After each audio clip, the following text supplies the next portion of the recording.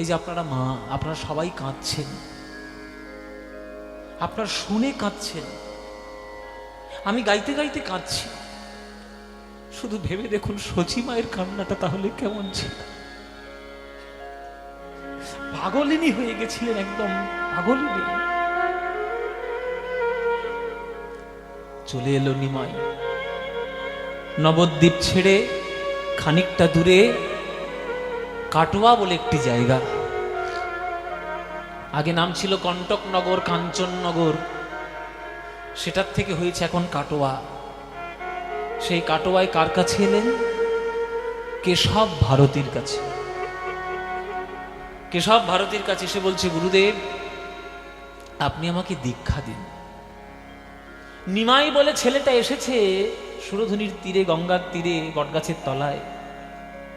কাটোয়ার লোক, সংক্রান্তির দিন তো সবাই তো গঙ্গা স্নান করতে যায় সকালবেলা করে, আর গঙ্গা বলে কথা, সংক্রান্তিতে স্নান করবে স্বাভাবিক ব্যাপার।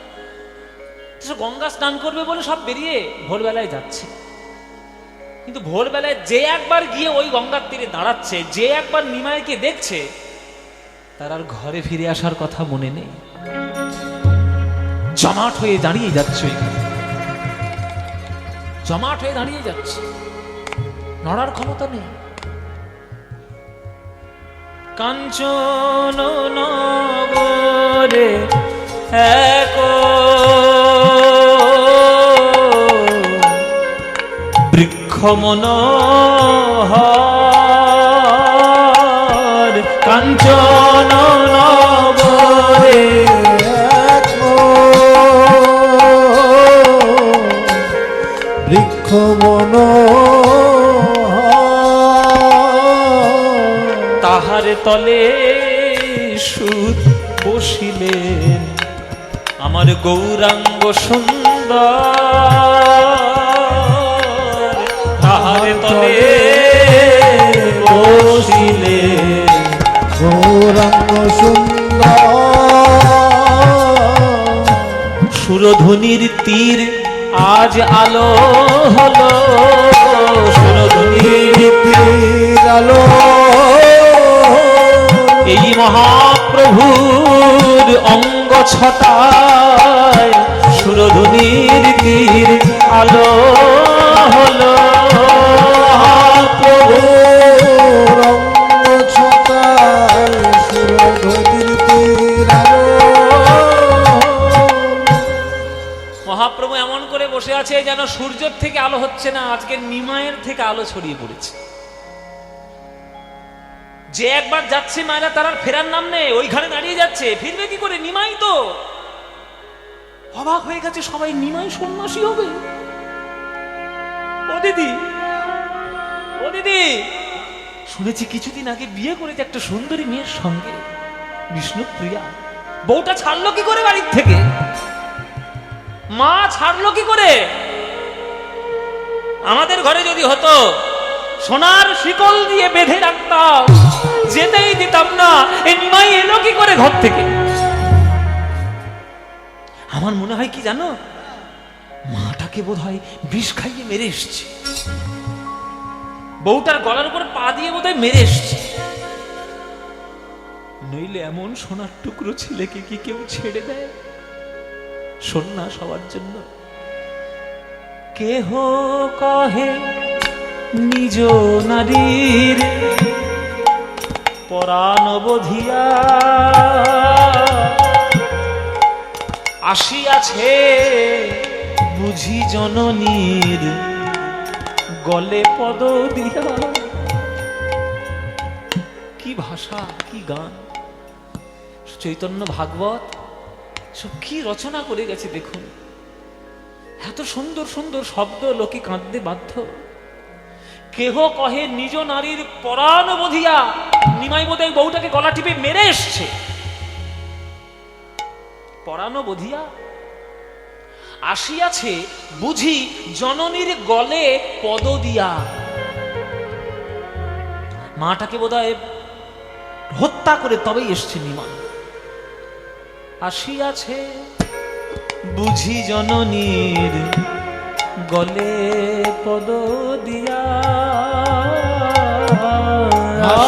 আছে বুঝি জননী গলে পদ দিয়া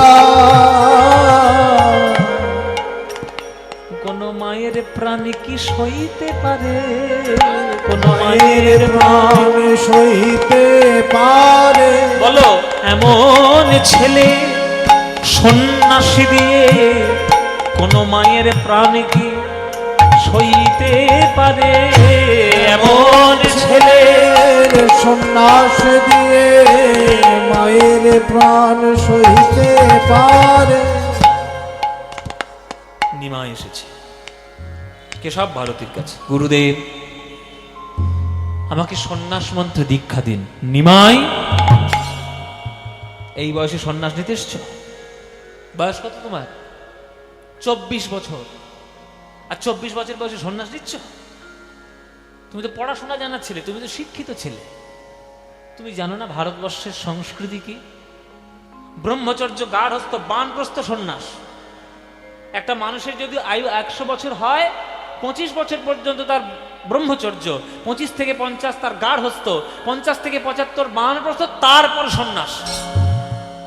আর তোমার 24 বছর বয়স, তুমি বিয়ে করেছো এই কিছুদিন আগে বিষ্ণুপ্রিয়াকে, তাকে ঠকানো হবে?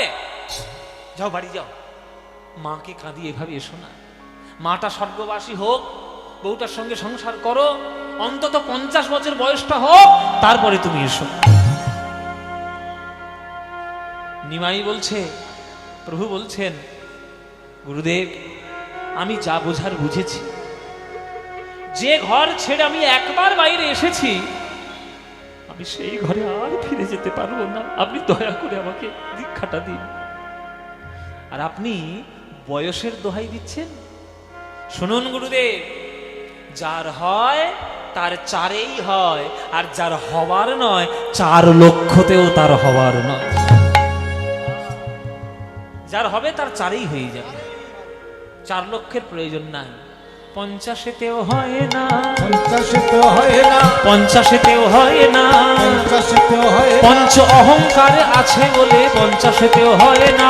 অহংকার আছে তাই 50তেও হয় না। 5খানা অহংকার আছে, জাতি, বিদ্যা, মহত্তঞ্চ, রূপ, যৌবনে বসে। কেউ জাতের অহংকার করে, এক বামনের ছেলে আমি, চাটুর্যে, মুকুজ্জে, গাঙ্গুলি বা ব্যানার্জি, আমার পাশে বসে কীর্তন শুনছিস তুই?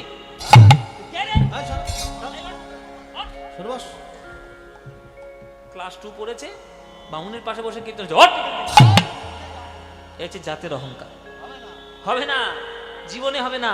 এসব অহংকার করতে নেই। বিদ্যার অহংকার অনেকে মনে করে আমি কত বড় শিক্ষিত।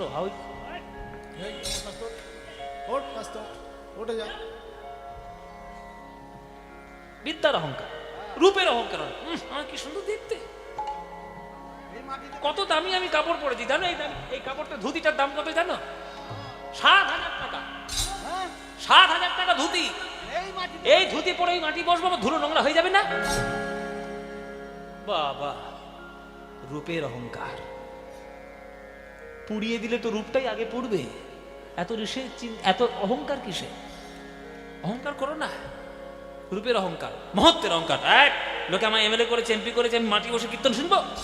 দে আমার জন্য একটা এসির ব্যবস্থা করে, দে একটা সোফার ব্যবস্থা কর। তুমি কত কি হে? কে তুমি? কে?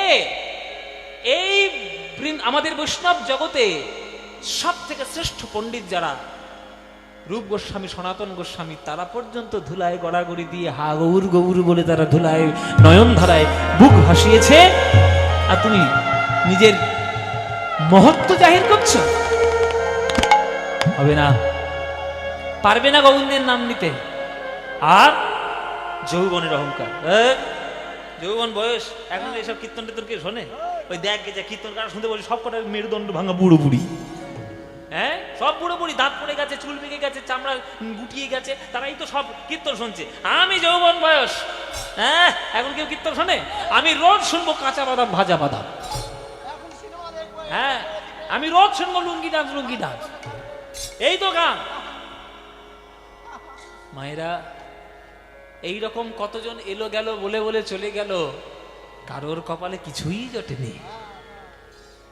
মায়েরা, যৌবনের অহংকারে যদি বিবেকানন্দ পড়ে থাকতো, সে নরেন্দ্রনাথ দত্ত হয়ে থাকতো, স্বামীজি আর হতে পারতেন না। তো অহংকার করবেন না। এই 50 বছর বয়সে যদি 5খানা অহংকার না যায় তার হরিনাম হবে না।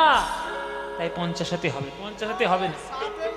হ্যাঁ 60 হবে, 60-তেও হয় না, 60-তেও হয় না। ষড়রিপু আছে তাই 60-তেও হয় না, ষড়রিপু আছে তাই 60-তেও হয় না। কাম ক্রোধ লোভ মোহ মদ মাৎসর্য, 6টা রিপুর বন্ধন আছে, হবে না হবে না হবে না। এ বুড়োর কাজ নেই, 10-10 করে বাড়ায়, 50 থেকে 70 এসছে, 70 হবে না, 70-এও হয় না, 70-তেও হয় না। সপ্তরস ভেদে না জানিলে 70-এও হয় না, সপ্তরস ভেদে না জানিলে 70-তেও হয় না। সপ্তরস ভেদের বন্ধন আছে, হবে না। আরে 7টা রস, হ্যাঁ 7টা রসের বন্ধন আছে, ওই সব গৌণ রসগুলো ধরলে হবে না। ও বলো বলো,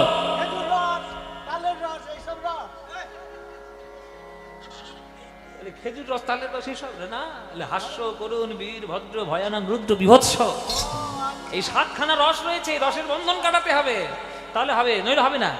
না ফের 10 বাড়িয়েছে, 80-তেও হয় না, 80-তেও হয় না। অষ্টপাশ আছে তাই 80-তেও হয় না, অষ্টপাশ আছে তাই 80-তেও হয় না। 80-তে আসিও না। সিনেমা দেখেছো 80-তে আসিও না, ভানু বন্দ্যোপাধ্যায়, হ্যাঁ সেই ছোকরা হয়ে যাবে না, কি বিখ্যাত সিনেমা বলুন, কত বড় মেসেজ রয়েছে। এলে যৌবন হবো, যুবক হবো, এই স্বপ্নের মধ্যে উল্টে পড়ে গেছে, পুকুরের মধ্যে জোয়ান হয়ে গেছে। হ্যাঁ বাড়িতে এসে বলছে, এই আমাকে চিনতে পারছিস, আমি তোদের বাপ। ভানু বিখ্যাত সিনেমা, মানে হেসে হেসে আপনার পেট দরদ হয়ে যাবে, এরকম একটা সিনেমা, ভীষণ ভালো। হ্যাঁ ভানু বন্দ্যোপাধ্যায় জহর রায়ের বিখ্যাত সিনেমা। তা 80 বছর বয়সেও হরিনাম হবে না কেন? বলে অষ্টপাশের বন্ধন না কাটাতে পারলে তার দ্বারা হবে না। অষ্টপাশ কি কি? ঘৃণা, লজ্জা, ভয়, মান, কুল, শীল, জাতি, অভিমান, এই অষ্টপাশের বন্ধন আছে, হবে না। না হ্যাঁ সেই 90-তেও হয় না, 90-তেও হয় না। নববিধা ভক্তি না জন্মিলে 90-তেও হয় না, নববিধা ভক্তি না জন্মিলে 90-তেও হয় না। শ্রবণং কীর্তনং বিষ্ণু শরণং পাদে সেবনমর্চনং বন্দনং স্বক্ষং দাস্বং আত্মনিবেদনম। নববিধা ভক্তির যদি একটাও না জন্ম নেয় তাহলে হবে না তার দ্বারা হরিনাম। না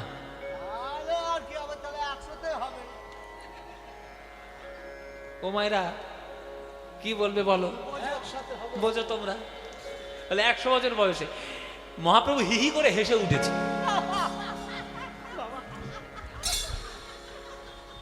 হাস্য কেন নিমা? বলে হাস্য কেন নিমাই? বলে আপনার কথা শুনে আপনি বলছেন 100 বছর বয়সে হরিনাম হবে। আমার প্রথম প্রশ্ন, 100 বছর বাঁচবে কিনা সন্দেহ আছে। এখানে আপনারা যারা যারা গান শুনছেন, আমি হাতটা গুটিয়ে নিই বাবা, নইলে তখন আমার ধরবে। আপনারা যারা যারা আছেন এখানে, যারা গান শুনছেন, 100 বছর কারা বাঁচতে চান হাত তুলুন। কে বাঁচবেন হাত তুলুন। শুধু হাত তুললে হবে না, 100 টাকা স্ট্যাম্প পেপারে সই করতে হবে। কেউ বাঁচবে? ও মায়েরা, আমারও খুব বাঁচার ইচ্ছে ছিল বুঝলে, এখন তো মোটেও ইচ্ছে নেই, কবে তাড়াতাড়ি সরবো সেই চিন্তা আমার। হ্যাঁ তা আমার মোটেও ইচ্ছে নেই, আগে বাঁচার ইচ্ছে ছিল, কিন্তু 2020 সালে মুখ পড়া করোনা ঢুকে সব সে বোনাস করেছে। ফুসফুসি ডাউন ডাউন, ফুসফুসি নিয়ে কি করে 100 বছর বাঁচবো? আর যদিও বা বেঁচে যাই তবুও হরিনাম হবে না। কেন? সৎসঙ্গ না করিলে 100-তেও হয় না। সৎসঙ্গ না করিলে 100-তেও হয় না। সৎসঙ্গ না করিলে 100-তেও হয় না। সৎসঙ্গ না করিলে 100-তেও হয় না। 100 বছর বয়স হয়ে গেছে, তুমি সৎসঙ্গ করতে পারোনি, তোমাদের হরিনাম হবে? 100 বছর বয়সে হবে না। তাহলে কি হবে বলো? হবে না। 100 বছর বাঁচতে পারছি না, 110 যদিও বা বেঁচে যায় তবুও হবে না। বলে কেন? বলে 10 ইন্দ্রিয়ের বন্ধন আছে, 110-এও হয় না। 110-এও হয় না। 110-এও হয় না। 110-এও হয় না। 10 ইন্দ্রিয় আছে তাই 110-এও হয় না। 10 ইন্দ্রিয় আছে তাই 110-এও হয় না। চক্ষু, কর্ণ, নাসিকা, জিহ্বা, ত্বক, মুখ, পাদ, পানি, পায়ু, উপস্থ, 10টা ইন্দ্রিয়ের বন্ধন আছে, হবে না? হবে না। বিষ খাবি? তারে মন শুনি কেন? ওই 120 হবে। 120 বলে 120 120 মানে মায়েরা 120, তাহলে 120 হয় না। 120 হয় না। বিষয় বিষ না কাটিলে বিষয় বিষ। ও মায়েরা তোমাদের একটা গল্প বলি শোনো। আমাদের পাড়ায় না, মানে আমাদের পাড়া, আমি যে গ্রামের বাড়ি, আমার গ্রামের বাড়ি তো লক্ষ্মীকান্তপুর, জানেন লক্ষ্মীকান্তপুর লোকাল, সব বনেশের লোকাল, উঠলেই শেষ। হ্যাঁ, 18 বছর আমি যাতায়াত করেছি এই যাদবপুর স্টেশন থেকে, উঠলেই শেষ, যারা নতুন উঠবে। যাই হোক, আমার দেশের বাড়ি তো লক্ষ্মীকান্তপুরের দয়ারামপুর বলে একটা গ্রাম, সুলতানপুর বলে একটি গ্রাম। এখন থাকি আপনাদের কাছে, এই হ্যাঁ অ্যাপেক্সের কাছে কাছেই থাকি আর কি। আপনাদের দেশের লোক হয়ে গেছেন, কলকাতার ছেলে হয়ে গেছে। যাই হোক, আমাদের দেশে একটা লোক ছিল, হ্যাঁ, তো সে মরে যাচ্ছে আর তার ব্রাহ্মণ বৈষ্ণবরা বাড়িতে এসেছে। এসে বুকের উপর গীতা রেখে তুলসী পাতা রেখে ব্রাহ্মণরা বৈষ্ণবরা বলছে, বাবা সারা জীবন টাকা রোজগার করেছিস তো, এইবার বিষ্ণুপুরে যাওয়ার সময় হয়েছে, নিমতলায় যাবি, এইবার তুই অন্তত হরিনাম বল, হরি বল হরি বল হরি বল। সে তখন মরণের বিছানা ছেড়ে উঠে বলছে, না এখনো আমার 2 বিঘে জমি পাওনা আছে, কবে পাবো বলো। এই হচ্ছে অবস্থা, মানে টাকা পয়সা নিয়ে ঘাঁটতে ঘাঁটতে এমন হয়েছে যে মরণের সময় 2 বিঘে জমির কথা মনে উঠেছে, হরির নাম সে বলতে পারছে না। এই হচ্ছে আমাদের বিষয় রূপী বিষ। তাই বিষয় বিষ না কাটিলে 120 হয় না। হরি বল। না কাটিলে 120 হয় না। বিষয় বিষ না কাটিলে 120 হয় না। বিষয় বিষ না কাটিলে 120 হয় না। কেশব বরদি হাত জোড় করে বলছে, নিমাই আমার ঘাট হয়েছে, আমার অন্যায় হয়ে গেছে, তোমার সঙ্গে তর্ক সর্বনাশ। কেশব কাশ্মীরিকে তুমি ছেড়ে দাওনি, আর আমি তো কেশব ভারতী, সর্বনাশ হবে না। আমি তোমার সঙ্গে তর্কে হেরে গেলাম, তোমাকে আমি সন্ন্যাস মন্ত্রে দীক্ষা দেব, যাও মুন্ডন করে এসো। তোমার মুন্ডন মানে কি গো? নাড়া হওয়া। নাড়া হওয়া বা চুল যারা কাটে তাদেরকে কি বলে? নাপিত বলে। তাই নাপিত কে হবে, মানে কার কাছ থেকে মস্তক মুন্ডন করবে? এই মা ঠিক জানে, কিন্তু ঠিক বলেছে। মধু মঙ্গল নয়, তার নাম হচ্ছে মধু পরামানিক। মধু পরামানিকের কাছে গিয়েছে আমার নিমাই। এবার কথা হচ্ছে, আপনারা তো বিচার বুদ্ধি সম্পন্ন মানুষ, আপনারা বিচার করুন যে কাটোয়া তো সাধারণ জায়গা নয়, কাটোয়া তো সহজ জায়গা। কাটোয়া এখন পৌরসভা হয়ে গেছে। তো কাটোয়া একটা বিরাট শহর, ছোটখাটো শহরের মতো। তা কাটোয়া শহরে ওই একটা মাত্রই নাপিত আছে মধু, আর কেউ নেই, এটা মানা যায়? আরো তো নাপিত আছে রে বাবা, তাদের কাছে পাঠালো না, মধুর কাছে পাঠালো। কেন না, কেশব ভারতী জানে যে মধু পরামানিক হচ্ছে ফেলো করি মাপতের আমি কি তোমার পর। ও পয়সা ছাড়া কারোর মাথায় খুঁট ঠেকায় না। তাহলে নিমাই যখন ঘর থেকে বেরিয়েছে, নিশ্চয়ই পকেটে করে পয়সা নিয়ে আসেনি, তাহলে পয়সা দিতে পারবে না, মুন্ডনও হবে না, আমার দীক্ষাটাও দিতে হবে না। তাই মধু পরামানিকের পাশে, এইটা হচ্ছে মধু পরামানিক। এ মধু, মধু, আহা কি সুন্দর দেখতে, মধুর মতো দেখতে একদম।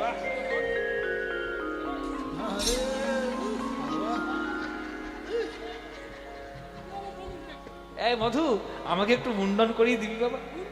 হ্যাঁ হবে। কি পয়সা? আহা, বলে পয়সা দিতে হবে। প্রভু বলছেন পয়সা তো নাই। পয়সা নেই তাহলে কি করে দেবো? শোন মধু, পয়সার পরিবর্তে তোকে একটা জিনিস দিয়ে যাব। হ্যাঁ, ভালো জিনিস দেবো তোকে। তোকে আমি ভব নদী পার করে দেব। এবার মধু ভেবেছে গঙ্গাও যেমন একটা নদী, পদ্মাও যেমন একটা নদী, ভব বলে বোধহয় কোন একটা নদী আছে, সেইখানে বোধহয় পারাপার হয়। তাহলে আমি গেলে পারাপার করে দেবে। ও ঠাকুর, হে গলায় তোমার পইতে, আর তুমি নৌকা পারাপার করো? আচ্ছা ঠিক আছে, তাহলে মুন্ডন করিয়ে দি, এসো মুন্ডন করায়। এই বলে খুর নিয়ে মাথায় দিয়েছে টা।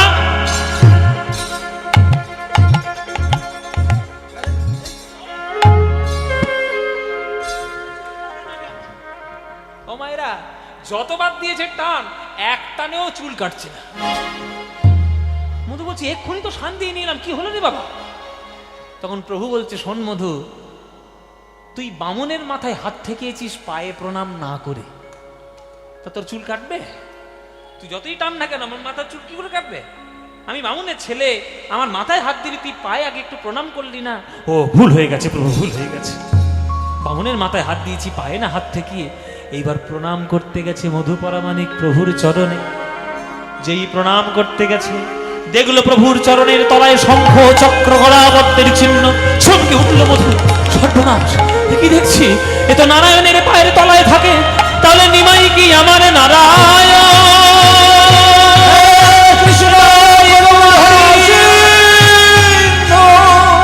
দীন বন্ধু জগৎপতে গোপেশ গোপিকা কান্ত রাধাকান্ত নমস্তুতে।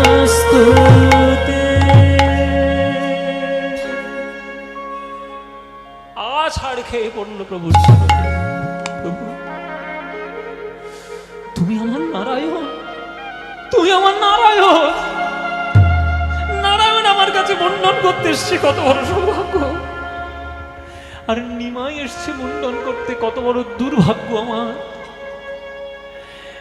তোমার একবার যদি মুন্ডন করিয়ে দি নিমাই, এই অপূর্ব রূপ আর কেউ কোনোদিন দেখতে পাবে না।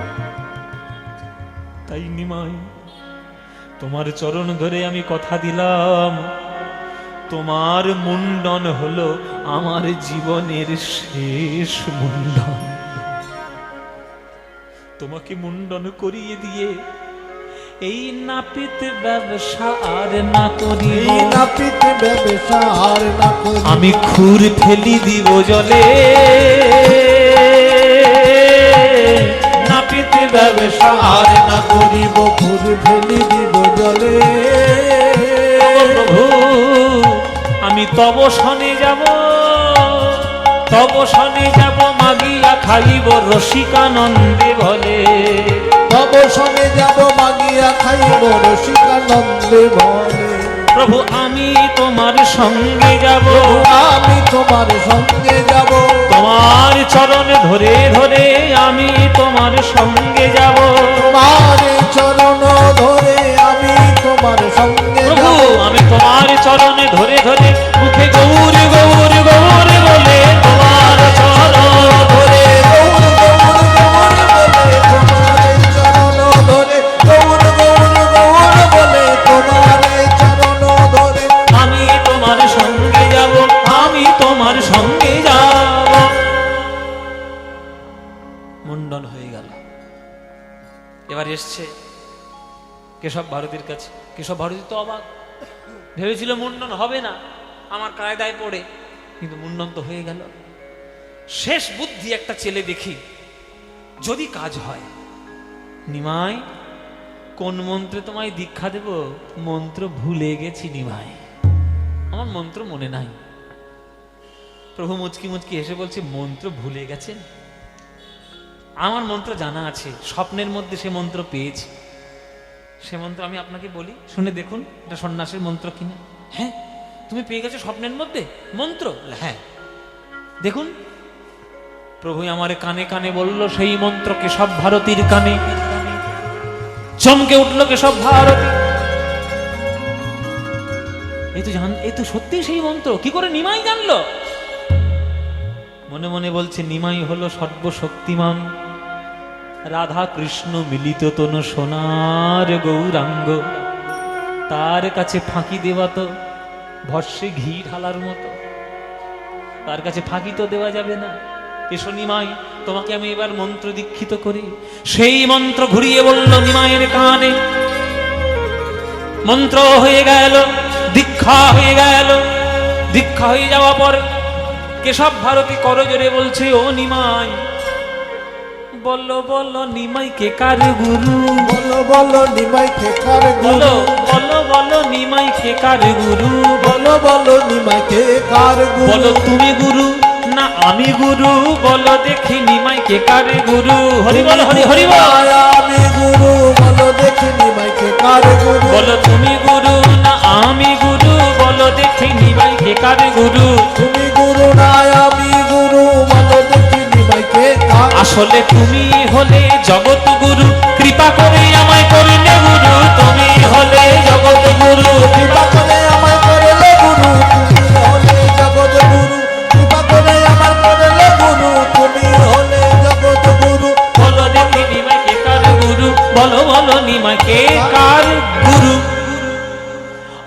হইতে নাম তোমার শ্রীকৃষ্ণ চৈতন্য, শ্রীকৃষ্ণ চৈতন্য। হরিনাম দিয়া জীবের করাও তুমি ধন্য, তুমি ধন্য। কৃষ্ণ নাম দিয়া জীবের করাও তুমি ধন্য, তুমি ধন্য। হরিনাম দিয়া জীবের করাও তুমি ধন্য।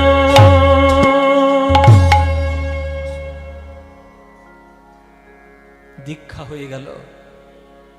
আজকের থেকে বিশ্বম্ভর মিশ্র হলেন শ্রীকৃষ্ণ চৈতন্য। দীক্ষা হলো, চললেন প্রভু বৃন্দাবনের পথে। বৃন্দাবনের পথে থেকে তারপরে দক্ষিণ ভারত ভালো করে ঘুরলেন। সর্বশেষে তিনি এসে স্থায়ীভাবে বসবাস করতে শুরু করলেন নীলাচল, জগন্নাথ, শ্রীক্ষেত্র, পুরী ক্ষেত্র। জগন্নাথ স্বামী নয়ন পথগামী ভবতু মে। জগন্নাথ স্বামী নয়ন পথগামী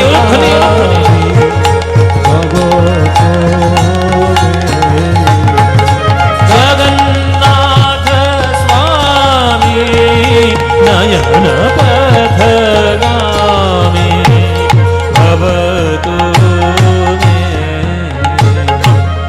সবাই হাত জোড় করুন, উলুধ্বনি দিন।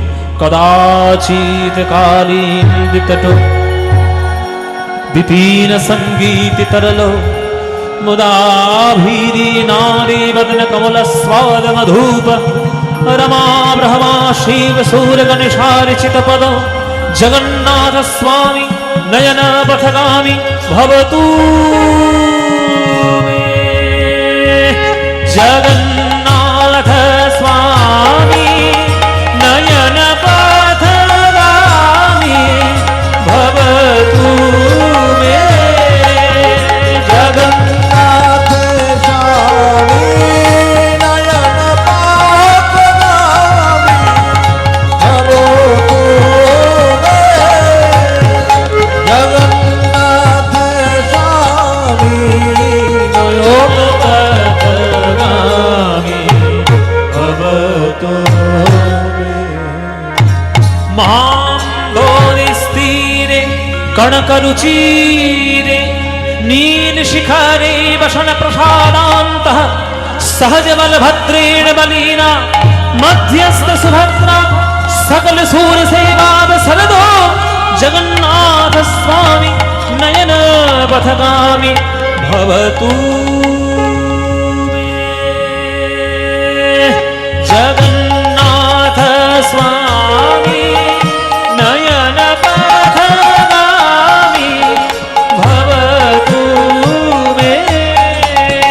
जगन्नाथ स्वामी नयन पथगामी भवतु मे।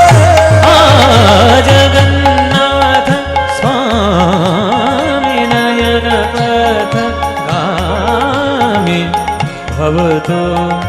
गरि गम बम गरि गम नि द पम द प गम पद नि द नि द गम पद नि नि द नि द गम पद नि नि द नि द। जगन्नाथ स्वामी नयन पथगामी मम गम गरि मम गम गरि गरि सरि नि रि सरि नि द नि द नि नि द पम द प गम पम गरि सरि गम पद नि नि द सरि गम पद नि नि द सरि गम पद नि स। जगन्नाथ स्वामी नयन पथगामी भवतु मे। भवतु मे। भवतु मे।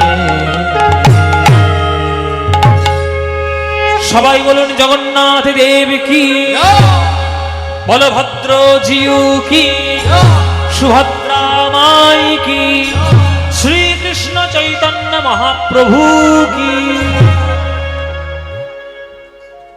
মাধব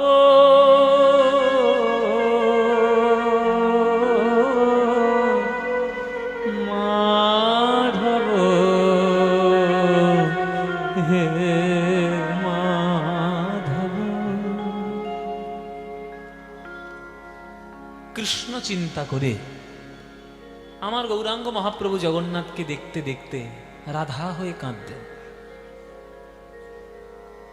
নিজের মধ্যের রাধাকে যদি জাগ্রত করতে না পারেন, কৃষ্ণকে পাওয়া হবে না। আপনারা সবাই জেনে রাখুন, বৃন্দাবনে কৃষ্ণ সেবা মানে গোপী আনুগত্যে সেবা। নিজেকে যদি সেই গোপী মনে করতে না পারেন, তাহলে কৃষ্ণকে ভালোবাসতে পারবেন না। ওই জন্য বৃন্দাবনে কৃষ্ণের নাম উচ্চারিত হয় না, কি বলতে হয়? রাধে রাধে। রাধারানীর নাম না নিলে, রাধারানীর কৃপা না হলে আপনি বৃন্দাবনে প্রবেশ করতে পারবেন না। এখানে একটা কথা জেনে রেখে দিন, বৃন্দাবনে বেড়াতে যাওয়া আর বৃন্দাবনে প্রবেশ করা আলাদা। এসব গভীর কথা, এসব সাধারণ লোক বুঝবে না, সাধারণ লোকের জন্য নয় এগুলো, কিন্তু কিছু বলতে হয় কীর্তনের আসরে। কোথাও বেড়াতে যাওয়া আর সেখানে প্রবেশ করা আলাদা। মনে করুন আপনি শান্তিনিকেতন বেড়াতে গেছেন। শান্তিনিকেতন মানে বিশ্বভারতীর এরিয়া। বিশ্বভারতী আপনি দেখলেন, আপনি গাছের তলায় বসলেন, ক্লাস ঘরে ঢুকলেন, রবীন্দ্রনাথ ঠাকুরের ব্যবহৃত গাড়ি দেখলেন, সবকিছু দেখলেন, সবকিছু করলেন। এই কাণ্ড কারখানাগুলো করে এসছেন বলে আপনাকে কি কেউ বলবে আপনি বিশ্বভারতীর পাশ করা ছাত্র? বিশ্বভারতীর পাশ করা ছাত্র হতে গেলে তো তোমাকে তো অ্যাডমিশন নিতে হবে, মাস্টারদের বকুনি খেতে হবে, লাঠি ঝাঁটা খেতে হবে, বকা খেতে হবে, কঠোর পরিশ্রম করতে হবে, তবে তো তোমার ৩-৪ বছর পর একটা সার্টিফিকেট আসবে যে তুমি পাস করেছো বিশ্বভারতীর থেকে। পকেটে পয়সা থাকলে বিশ্বভারতী ঘুরে আসা যায়, সেখানকার পাশ করা ছাত্র যেমন হওয়া যায় না, পকেটে পয়সা থাকলে বৃন্দাবনে বেরিয়ে আসা যায়। গোপী আনুগত্যে বৃন্দাবনে বসে বৃন্দাবনে প্রবেশ করা যায় না, ওটা পয়সা দিয়ে হয় না। ওটা করতে গেলে সাধনার দরকার হয়, ওই জন্য ধুলো গায়ে মাখতে হয়। ওই জন্য নিজেকে গোপী ভাবুন। নিজেকে গোপী না ভাবলে কৃষ্ণকে আপনি পুরুষ বলে মনে করতে পারবেনই না। কৃষ্ণই একমাত্র পুরুষ, আর আমরা সবাই হলেন প্রকৃতি। বৈষ্ণব দর্শনে ওই জন্য গোপী আনুগত্যের সেবা হয়। সেই কৃষ্ণ ওই জগন্নাথকে মনে করে মহাপ্রভু দিন রাত কাঁদতেন। মাধব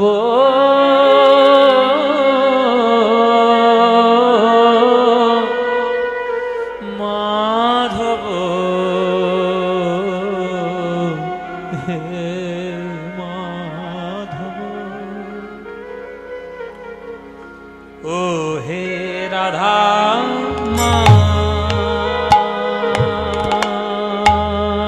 মাধব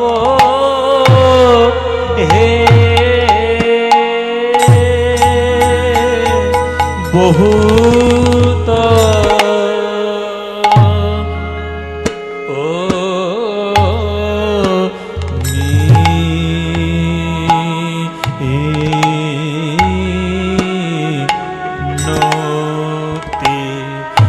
বহুত মিনতি করু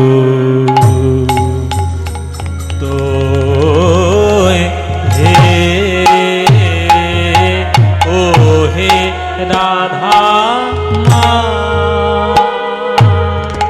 ও মাধব, এই নিবেদন তব পায়ে চরণ ছাড়া করো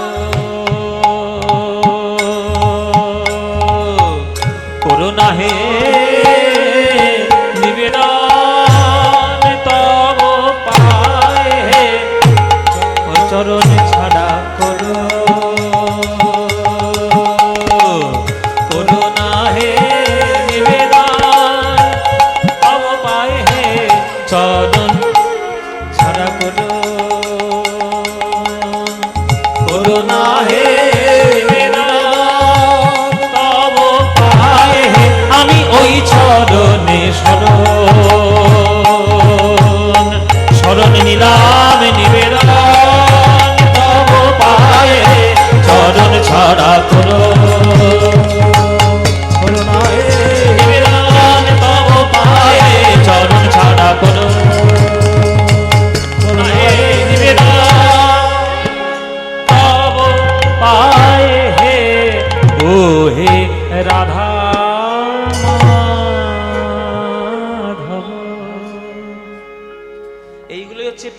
কীর্তন। এই তালটা হলো মধ্যম দশকুশি তাল, 14 মাত্রা। এই যে পশ্চিমবঙ্গ রাজ্য সঙ্গীত একাডেমি আছে প্রিন্স আনোয়ার স্যার রোডে, ওইখানে কীর্তনের পরীক্ষা হয়। ওইখানে কীর্তন পরীক্ষা দিতে গেলে এই গান গাইতে হবে। ওই কে আনিল রে, কোথায় ছিল রে, ওই গান দিয়ে কোমর দুলিয়ে দিলে ঘাট ধরে বের করে দেবে, ঘাটটা ধরবে বের করে দেবে, যারা প্রফেসর আছে বের করে দেবে। এই হচ্ছে কীর্তন, এগুলো শিখতে হয়। 14 মাত্রার তাল, একখানা পদে 4খানা তাল। মধ্যম দশকুশি চলে গেল প্রথম লাইন, এবার দ্বিতীয় তাল ধামালি। দেই তুলসী তিল দেহ মন সমর পলু দয়াজনী ছোড় বিময় হে মাধব আমায় দয়া ছেড়ো না হে, আমায় দয়া ছেড়ো না হে। আমায় চির অপরাধী বলে। দেখুন এসব কাজ কি সুন্দর মিড় যাচ্ছে দেখুন। ওগো আর শ্রুতিযুক্ত মিড় শিখতে হয়। ওগো চির অপরাধী বলে, ওগো আমায় দয়া ছেড়ো না হে, চির অপরাধী বলে আমায় দয়া ছেড়ো না হে। ওগো আমি চির অপরাধী বলে, আমি মাধবের তোমার শ্রীচরণে চির অপরাধী বলে মাধব তোমার শ্রীচরণে চির অপরাধী বলে মাধব তোমার শ্রীচরণে চির অপরাধী বলে, চরণ ছাড়া করোনা হে, চির অপরাধী বলে চরণ ছাড়া করোনা হে। অপরাধী আমি জন্মের মতো শরণ নিলাম, চির অপরাধী বলে জন্মের মতো শরণ নিলাম, চির অপরাধী বলে জন্মের মতো শরণ নিলাম, চির অপরাধী বলে জন্মের মতো শরণ নিলাম, চির অপরাধী বলে। ওগো চরণ ছাড়া করোনা হে, দয়াজনী ছোড় বিময় হে মাধব। এই ধামালি তাল গেল। গণহিতে দোষ লোখা গুণলে সোনা পাববি, গণহিতে দোষ গুণলে সোনা পায়বি। আস্তে। এখানে যারা গান শুনছেন, আপনাদের মধ্যে থেকে এনিওয়ান, যে কোনো একজন, কেউ হাত তুলে বলুন যে বাবা সারা জীবন আমি একটাও পাপ করিনি, পুণ্য মানে ভর্তি। কে হাতটা তুলবেন? আমি হাতটা আগে গুটিয়ে নিয়েছি, দেখেছেন, যাতে আপনারা আমাকে ধরতে না পারেন। বাবা নিজের দোষ আমি আগে ঢুকে দেখেন। কে বলতে পারেন যে আপনি পাপ করেননি? সবাই করেছি। তাহলে আমাদের জীবনে কোনটা বেশি, পুণ্য না পাপ? তাহলে পাপ বেশি। তাহলে আমাদের সাহস হয় কি করে পাপ জীবন নিয়ে ভগবানকে ডাকবো? স্পর্ধা কে দিয়েছে? ভগবান বলছে কি রে, সারা জীবন তো পাপ করলি, আমার মন্দিরে এসে হাউ হাউ করে কেঁদে কেঁদে ডাকতে এসছিস। সারা জীবন যখন পাপ করিস তখন মনে থাকে না? তোর কোন স্পর্ধা আছে, তোর কোন পুণ্য আছে যে তুই আমায় ডাকবি? তখন ভক্ত বলছে, ওগো প্রভু, গণিতে দোষ গুণলে সোনা পাবি, জগৎ করবি বিচার, আমার গুণ তো কিছুই পাবে না মাধব, আমার গুণ তো কিছু পাবে না মাধব, কেবল রাশি রাশি দোষ পাবে, গুণ তো কিছুই পাবে না মাধব, রাশি রাশি দোষ পাবে, গুণ তো কিছু পাবে না মাধব।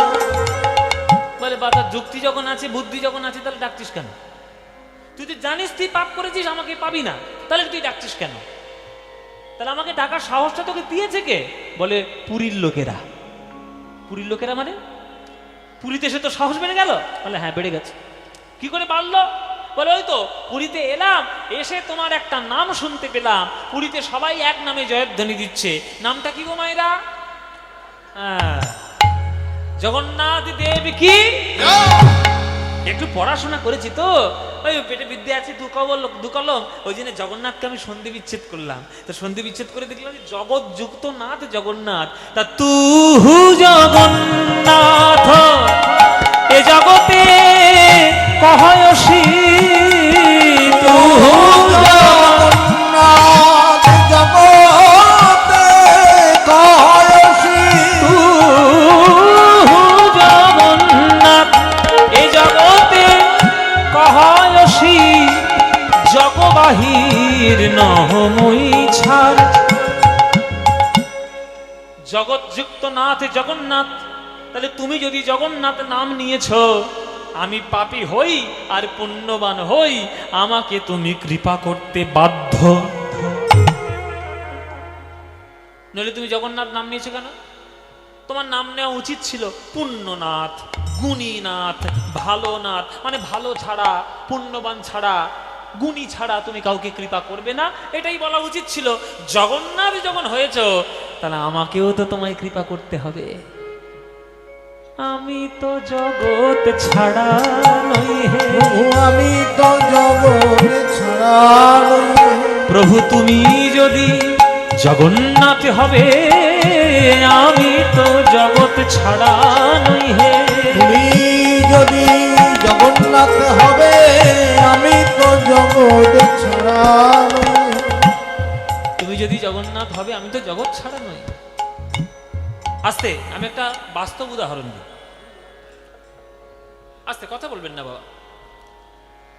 কোন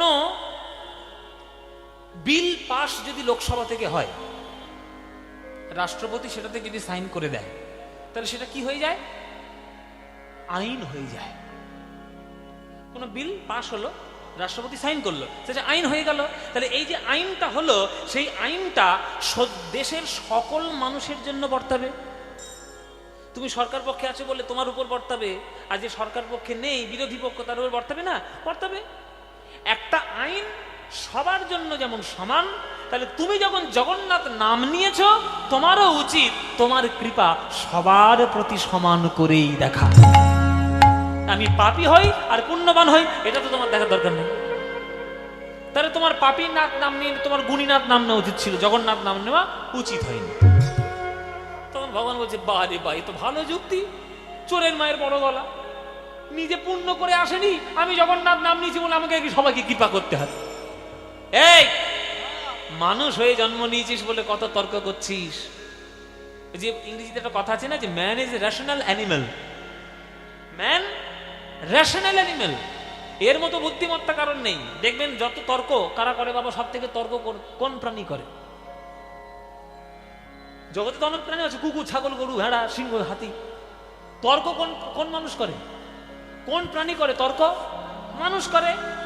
এই সন্ধ্যেবেলায় এবিপি আনন্দ, 24 ঘন্টা, TV9 বাংলা দেখুন না, সব কটা তর্ক করতে গিয়ে বসে, মানুষগুলোই বসে, দেখবেন সব তর্ক করছে, এর ওপর তার ওপর বলছে, ওর ওপর ঝাঁপিয়ে পড়ছে। আমরা ছোটবেলায় মাস্টারমশাইদের কাছে শিখেছিলাম যে কারোর কথার উপরে কথা বলবে না, কেউ যদি কথা বলে, কথাটা শেষ হলে তারপরে কথা বলবে। মাস্টারমশাইদের কাছে আমার শেখা।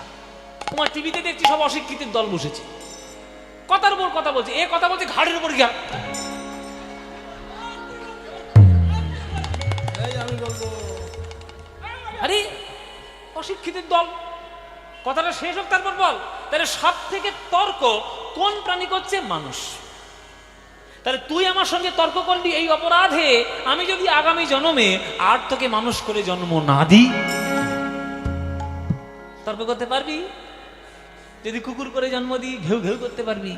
তর্ক করতে পারবি? গরু করে জন্ম দিলে হাম্বা হাম্বা করতে পারবি? তর্ক করতে পারবি? বেড়াল করে জন্ম দিলে ম্যাও ম্যাও করতে পারবি? তর্ক করতে পারবি? তখন আমার সঙ্গে কি করবি? তখন প্রভু ভক্ত বলছে, প্রভু গো, যদি তোমার সঙ্গে তর্ক করার অপরাধে যদি সামনের জন্মে মানুষ আর না হই, পশু হই, পাখি হই, পোকা হই, গাছ হই, যেই রূপে জন্ম নিই না কেন,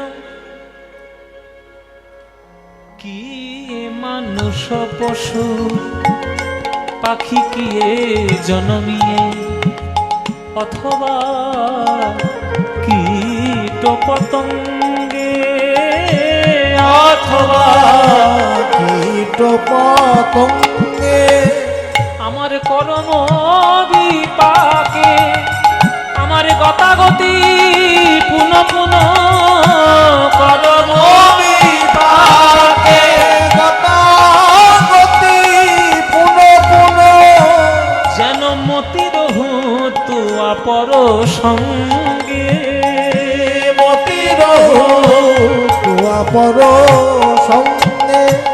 হে গোবিন্দ, যদি আগামী জন্মে গাছপালা করে জন্ম দাও, দয়া করে যেন আমায় তুলসী গাছ করে জন্ম দিও। তুলসীর পাতা দিয়ে প্রসাদ হব, মঞ্জরি দিয়ে প্রসাদ হব, আর তুলসীর কাষ্ঠ হয়ে ভক্তদের গলায় মালা হয়ে যাব। যদি তুমি জলের প্রাণী করে জন্ম দাও, আমায় শঙ্খ করে জন্ম দিও, আরতির সময় ফুৎকারে বেজে উঠব। যদি তুমি আমায় পোকামাকড় রূপে জন্ম দাও, যেন মৌমাছি করে জন্ম দিও। ফুল থেকে মধু আহরণ করব, সেই মধু দিয়ে তোমার পুজো হবে। যদি তুমি আমায় পাখি করে জন্ম দাও, যেন ময়ূর করে জন্ম দিও। পেখমের পালক দিয়ে তোমার চূড়ায় শোভাবর্ধন করব। যদি পশু হই, আমায় যেন গাভী রূপে জন্ম দিও। পাঁটের দুগ্ধ দিয়ে তোমার প্রসাদ হব।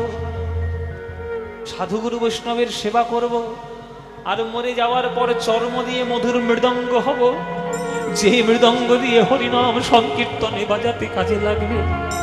আমি মানুষ হই, পশু হই, পাখি হই, পোকা হই, যেন তোমার পদে মতি থাকে, তোমার পদে মতি থাকে। আমি যে রূপেই জনম নিই না কেন, তোমার পদে মতি থাকে। আমি যে রূপেই জনম নিই না কেন, তোমার পদে মতি থাকে। আমি যে রূপে জনম নিই না কেন, যেন হরি সেবা করতে পারি। যে রূপে জনম নিই না কেন, হরি সেবা করতে পারি। যে রূপেই জনম নিই না কেন, হরি সেবা করতে পারি। যে রূপেই জন্ম নিই না কেন, যেন মতি দহু তুয়া পর সঙ্গে। তুয়া পর সঙ্গে। কি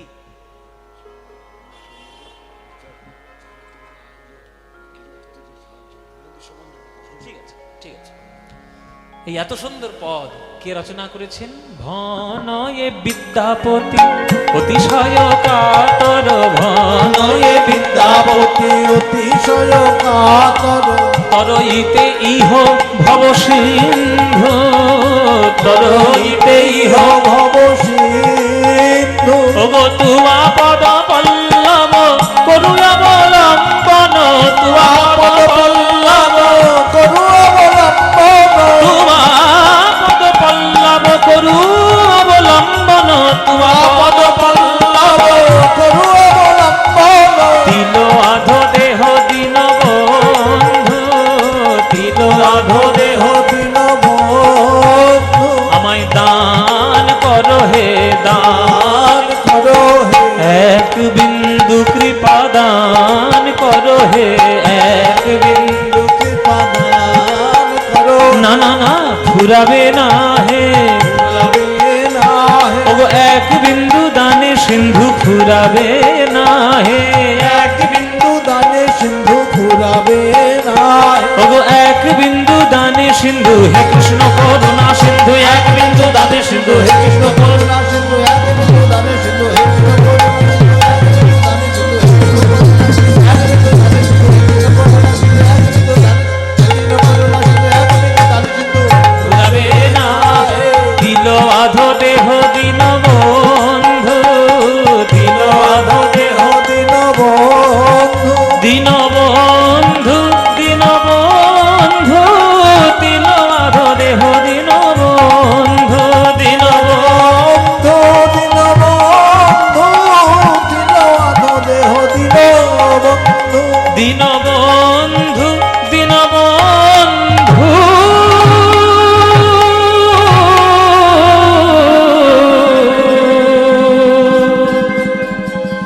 দিল আধো দেহ দিন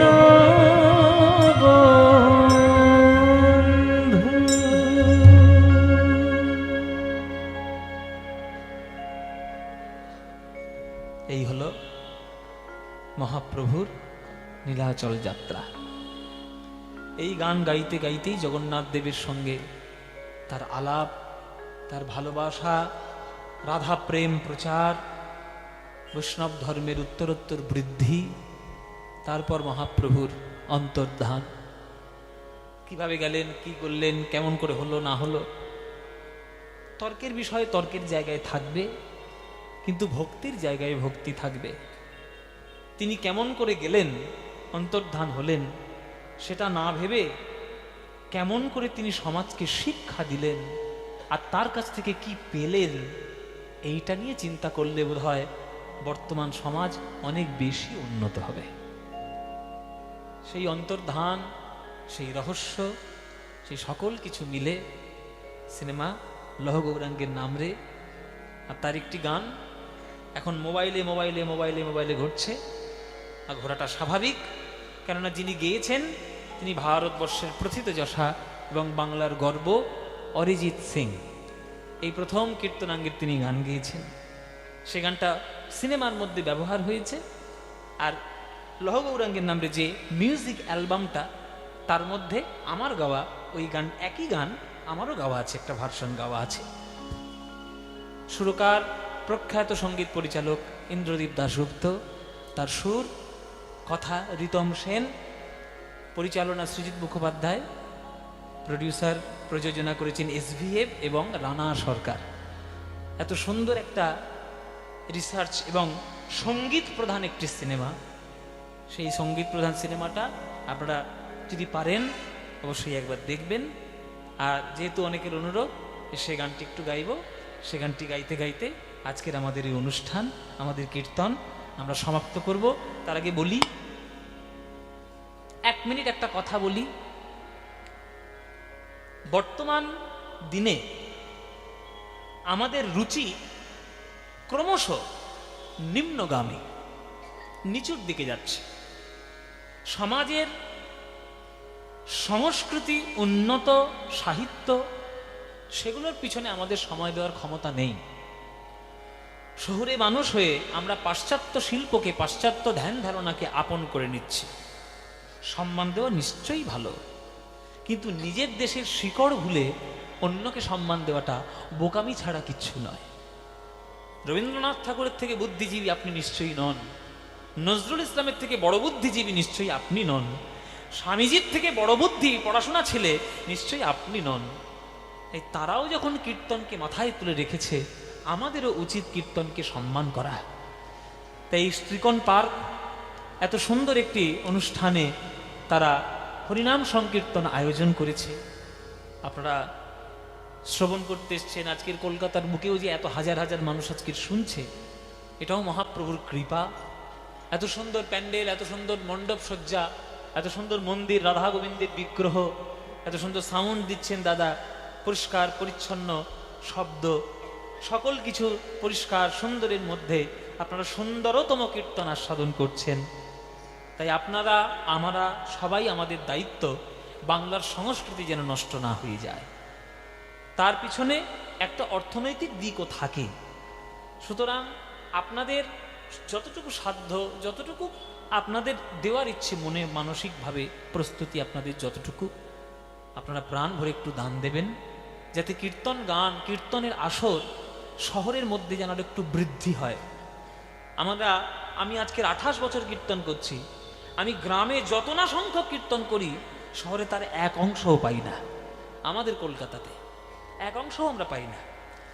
মুর্শিদাবাদ, নদিয়া, বীরভূম, বর্ধমান, মালদা, নদিয়া, এখানে এত পরিমাণ কীর্তন হয়, সারা বছর এত বিজি থাকি আমি, কিন্তু কলকাতা শহরের বুকে কীর্তন খুব কম হয়।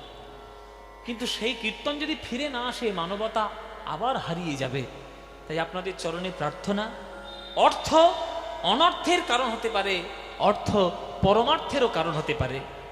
আপনি কিভাবে ব্যবহার করবেন সেটা আপনার নিজস্ব ব্যবহারের উপর নির্ভর। 500 টাকার নোট দিয়ে আপনি একটা মদের বোতল কিনতেই পারেন। যদি মদের বোতলটা কিনে নিয়ে আসেন, তাহলে আপনি অনর্থ কিনে ঘরে নিয়ে এলেন।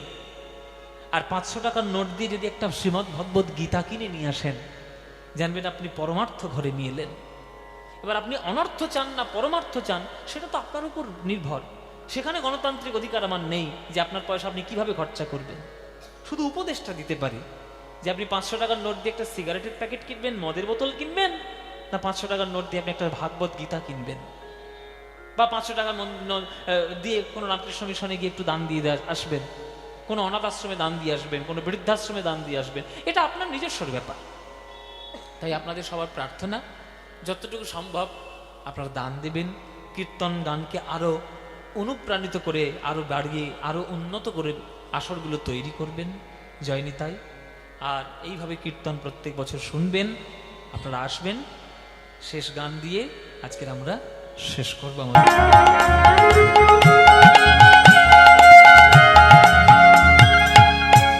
কি সুন্দর কথা, জনমিয়া দেখি নাহি হেন রূপ, কম্পিত তনদল গঞ্জিত বাদল পঞ্জিত শ্যামল মালা।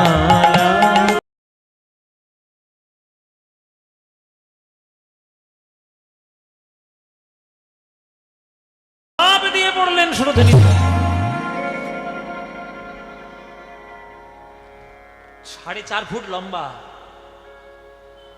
6.5 ফুট, 6.5 ফুট লম্বা, 4.5 হাত তার হাতের মাপ, হাতের এত লম্বা।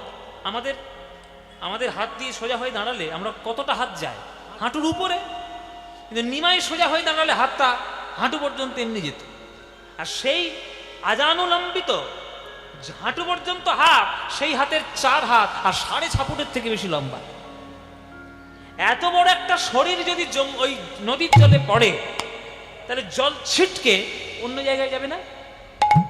যাবে না মায়েরা?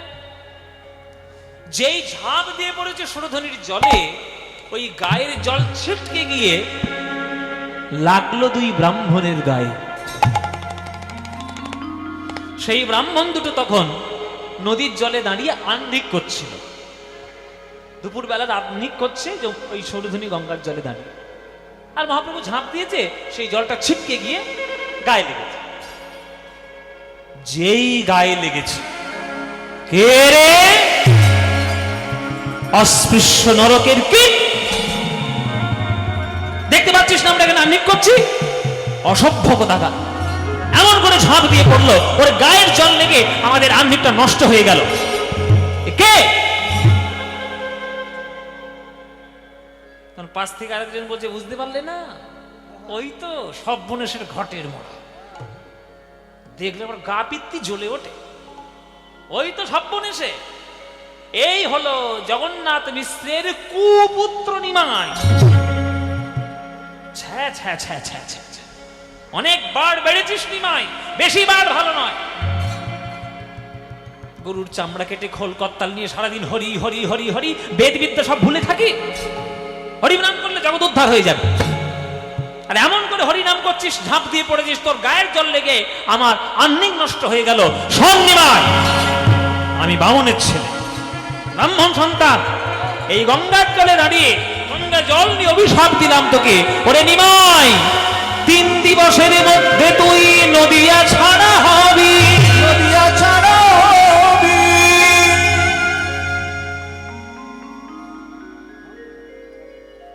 এক ব্রাহ্মণ অভিশাপ দিল, নদিয়া ছাড়া হবি।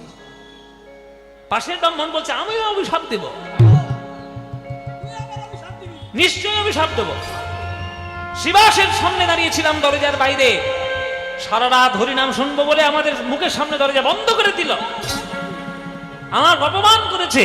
ওরে নিমাই, তাই গঙ্গা জল নিয়ে আমি অভিশাপ দিলাম, সংসার সুখ তোর চিরকালের মতো নাশ হোক।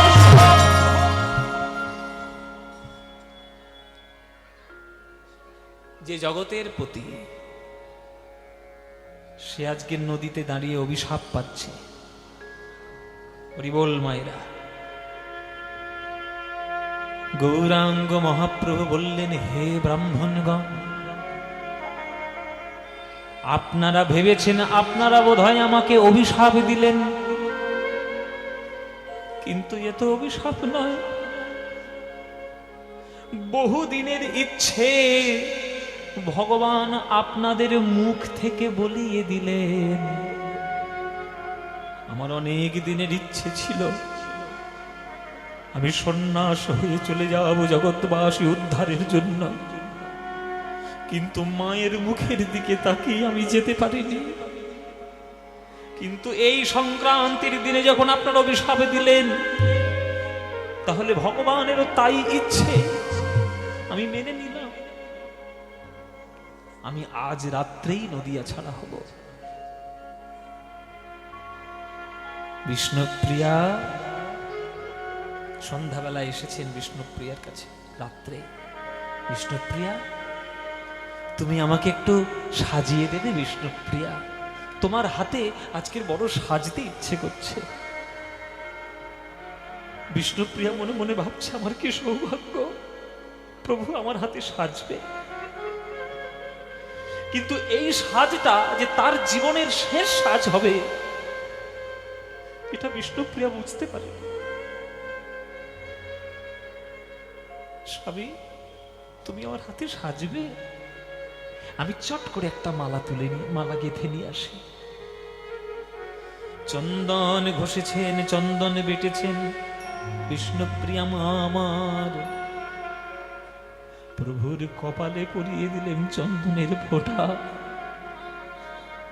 গলায় পরিয়ে দিলেন কুন্দ ফুলের মালা। সাজাতে সাজাতে মা আমার ঘুমিয়ে পড়লেন।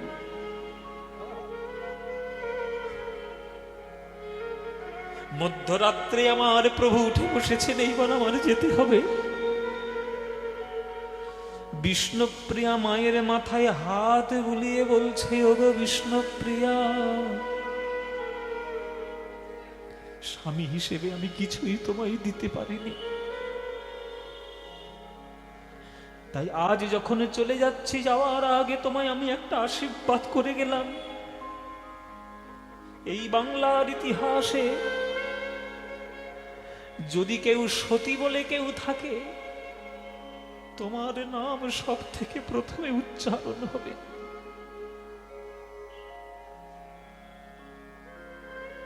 মায়েরা, বিষ্ণুপ্রিয়ার বিরহ বড় কঠিন বিরহ। রাধারানী কৃষ্ণকে হারিয়ে ফেলেছিলেন ঠিক কথা, কিন্তু 100 বছর পর রাধারানী কৃষ্ণের সঙ্গে মিলিত হতে পেরেছিলেন। আর আমার বিষ্ণুপ্রিয়া মা সারা জীবন প্রভুর শুধু খড়ম দুটো নিয়ে কাটিয়ে গিয়েছে। এই রকম ত্যাগ আর বাংলায় কে করেছে? বিষ্ণুপ্রিয়ার মায়ের মাথায় হাত বুলিয়ে দিচ্ছে, প্রভু শেষ সোহাগ, শেষ আদর। ওগো প্রিয়া, তুমি ঘুমে অচেতন, প্রিয়া তুমি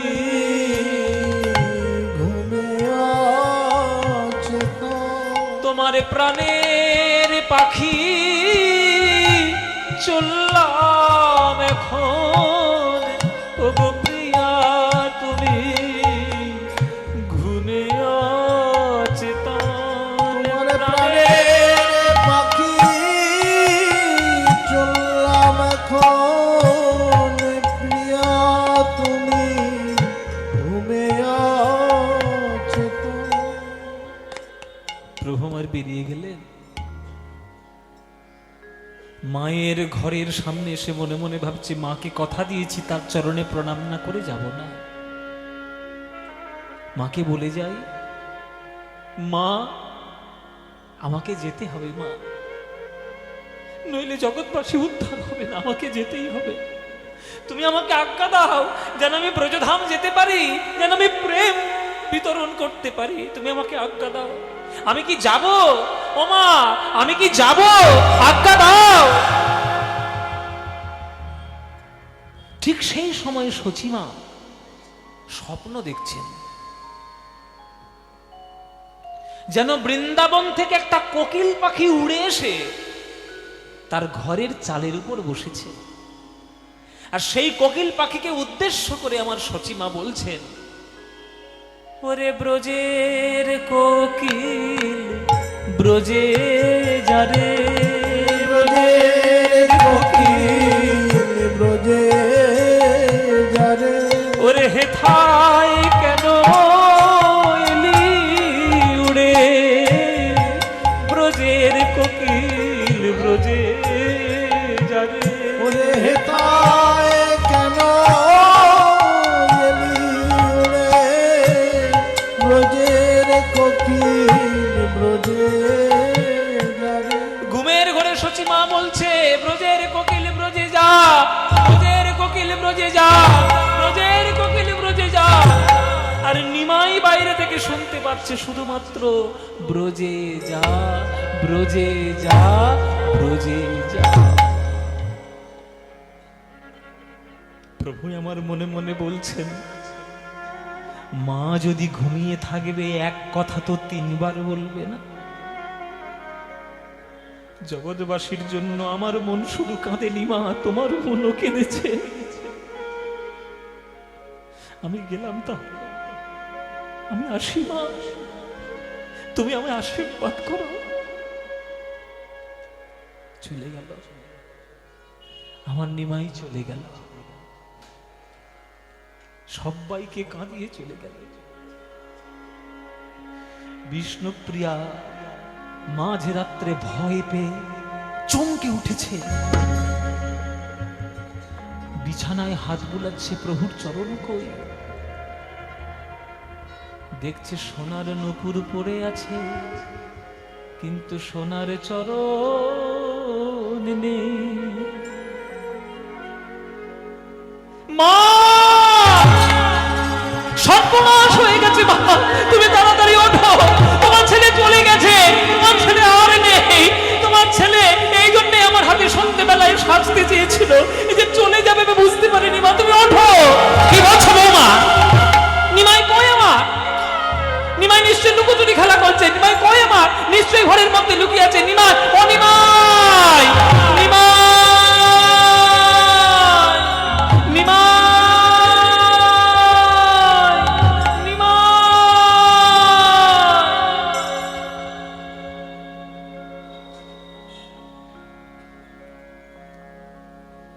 দাঁড়া রে দাঁড়া রে নিমাই,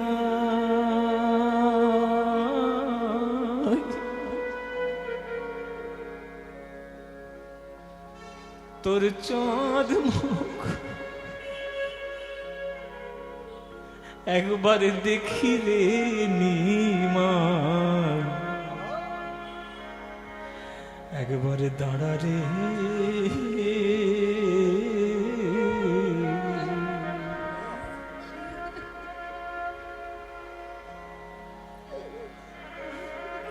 দাঁড়া রে দাঁড়া রে নিমাই।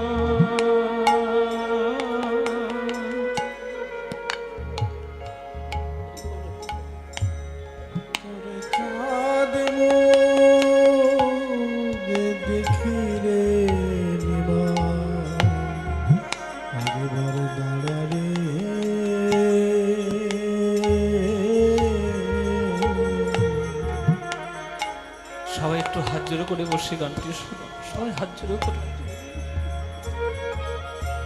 যদি নবদ্বীপ যান, নবদ্বীপের অলি গলি থেকে এখনো এই গান শোনা যাবে। আমার সচিমার গান, আমার সচিমার চোখের জল নবদ্বীপের ধুলোয় মিশে রয়েছে।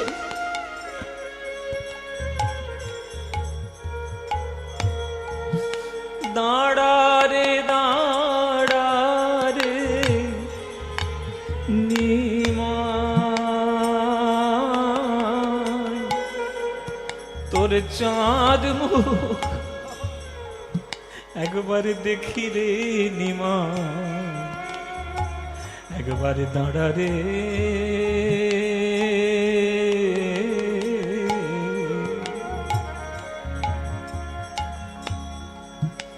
রাম যখন বনে গেল,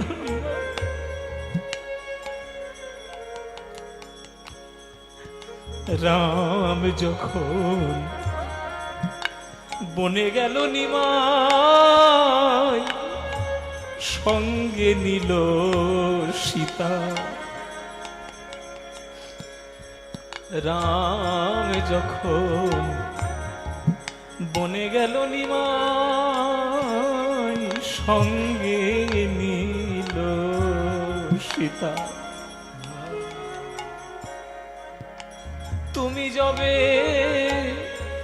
গেলে গো নিমাই,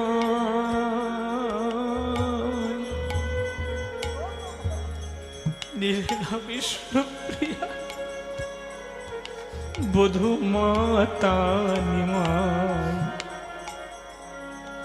দাঁড়া রে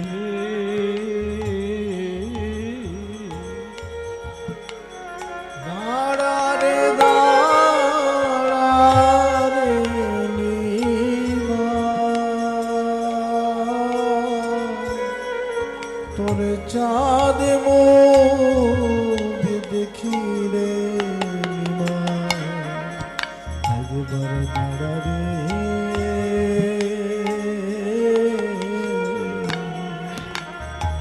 লোকে বলে যত বলুক নিমাই,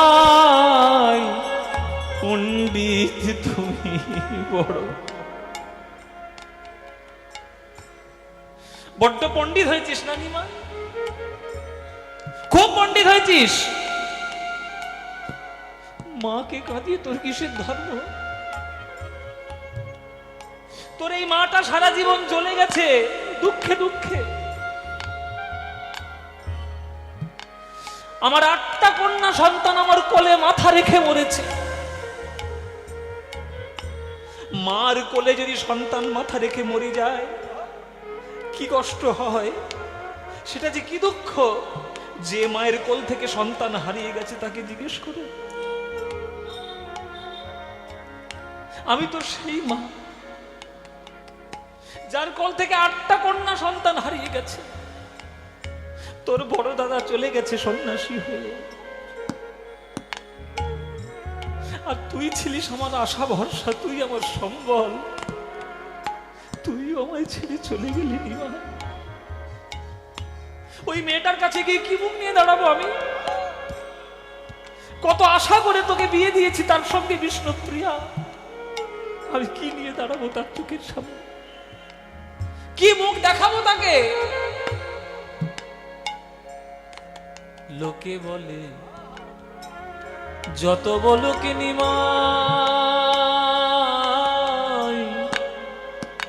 পণ্ডিত তুমি বড়, আমাকে কি বুঝাইতে পারো?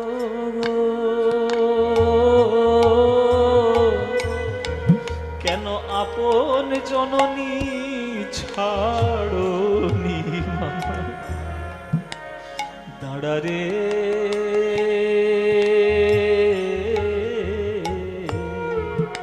দাঁড়া রে দাঁড়া রে নিমা, তোর চাঁদ মুখ রাধে